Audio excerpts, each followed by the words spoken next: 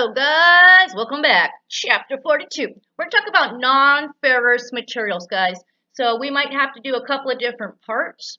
And we're going to talk about aluminum and nickel and magnesium and all that fun stuff, okay? So let's get to it. Okay, so the Aluminum Association has a designated system for wrought alloys. What do they mean by wrought? Well, wrought is normally the type of material that we normally weld on, okay? So wrought alloys have a series number 1 through 8,000. Okay, the little x's, XXX, are placeholders. Okay, so for the 1,000 series, that's 99% pure aluminum. 2,000 series, that is major alloying element of copper. The 3,000 series, major alloying element of manganese. Okay. The 4,000 series, silicon. 5,000, magnesium. 6,000, manganese and silicon. 7,000, zinc, and 8,000 other. A lot of times we don't see the 1,000 and 8,000 series very often. Okay, so the 1,000, 3,000, 4,000, and 5,000 series are non-heat treatable. Okay, the 2,000, 6,000, and 7,000 series are heat treatable, which means we can make them stronger by heating them. Okay, now they also give us what is a temper designation. Okay, it is a suffix. Okay, and it indicates the type of heat treatment or cold working performed on it to make it stronger. So let me give you the example of, let's go back. 6061-T6. Okay, so we see that the 6061-T6 is, we know it is a major alloying element of manganese and silicon. Okay, now here it is, T, age hardened, precipitation hardened, heat treatment to produce maximum strength in the alloy. But we can also look at the T6. It tells me specifically what it is, and it says solution heat treated and artificially aged. So they aged this material to make it stronger. Okay, so now, they also have what's called cast aluminum. So this is where we pour it into a mold, pour it into a cast. Probably the most common that you're going to see is probably cast aluminum when we talk about engine blocks in newer vehicles. Okay, now the designations are the same. I can have a 1,000, 2,000, 3,000, 4,000, 5,000, 6,000, 7,000, 8,000 series cast, except it's going to be XX.X instead of it being a full 4-digit number. Okay, so let me give you the example. Okay, so we said 6061-T6.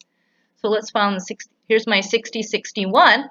So we would look like 6061 here, but this one would be 606.1. Now we can start to look at the alloys, okay, and all of the alloy families. Okay, so here would be our pure aluminum. Now we're going to add copper, we're going to add manganese, we're going to add silicon, we're going to add zinc, and all of these different alloys. Zinc for strength, silicon and manganese are manganese for moderate strength. Okay, so when we usually see a 4,000 series, especially when we see a 4,000 series like a 4043 or something like that in a rod, we know that it is a very fluid rod. Okay, 4043 is probably one of the most common rods that you're going to use for TIG welding. Okay, now here's our filler metal selection. So we're also going to what? Rule number 1, match my base metal with my filler metal. Rule number 2 says I want my it to be as strong or stronger than my base material. So it's a factor of that. So we need to look at base metal composition, strength and ductility requirements, color matching. Different types of aluminums can have different colors after they anodize it. If one needs to be more corrosion resistance and cracking, the other thing that we also need to pay attention to is use. What is going to be the ultimate use, the service use of my material or the service use of my part? Okay, so let's look at this. Okay, so here it is. It shows me my base material. Here's my base metal here and here. So let's say I'm going to do a 60-61 to a 60-61. So here is my 60-61 and my 60-61 here. And we use this chart. We go down this way, and it says ER 4043. But it also gives me a note of, let's see what my note says, EINJ. Always read your footnotes. So E says ER 5183, ER 5356, ER 5554, ER 5556, and 5854 may be used. They may provide improved color matching after anodizing, highest weld ductility, and higher weld strength. ER 5554 is suitable for sustained elevated temperature service. So we have to think about, well, what are we trying to accomplish? And we need to make sure that we include that when we select our filler metals. All right, so here's some more.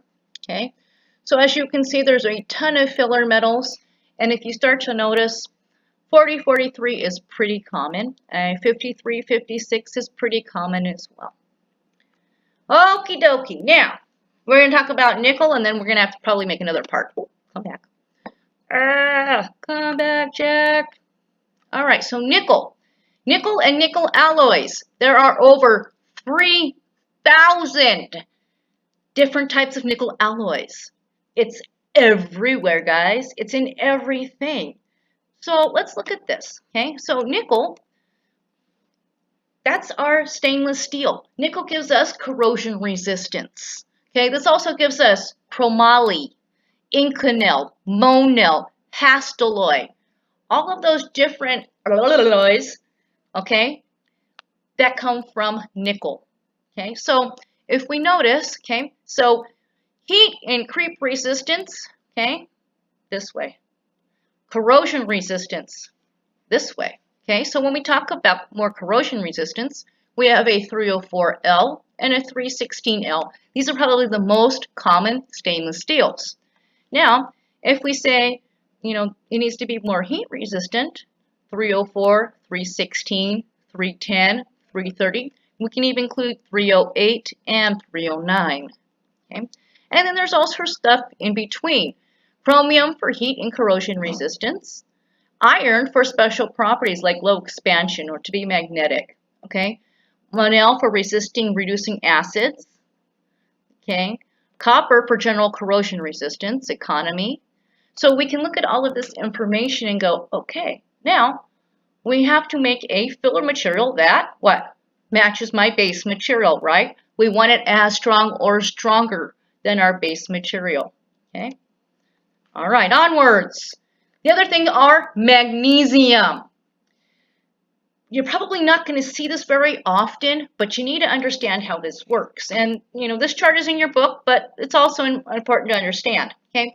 So the first part, okay, indicates the two principal alloying elements. It gives me an A and a Z.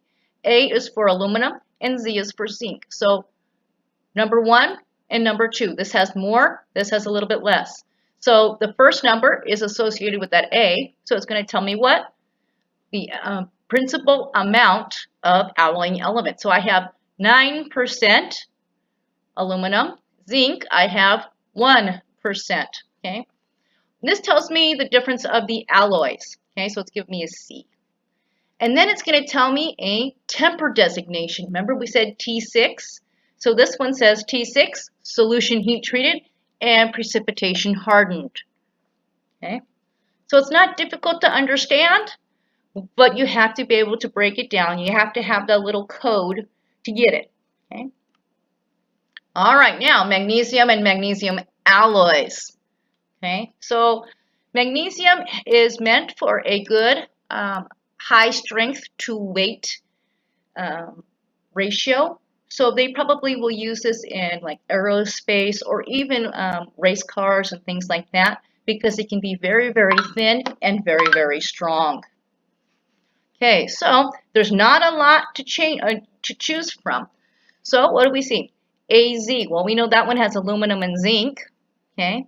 HK, ZK, M. Okay, so we have to make sure that we're looking at the components. What is my base metal? And what can I add to it? Well, we have absolutely 1, 2, 3, 4. We have 4 fillers to choose from. Now, these ones are cast. How is cast different? Remember, cast is poured into a mold.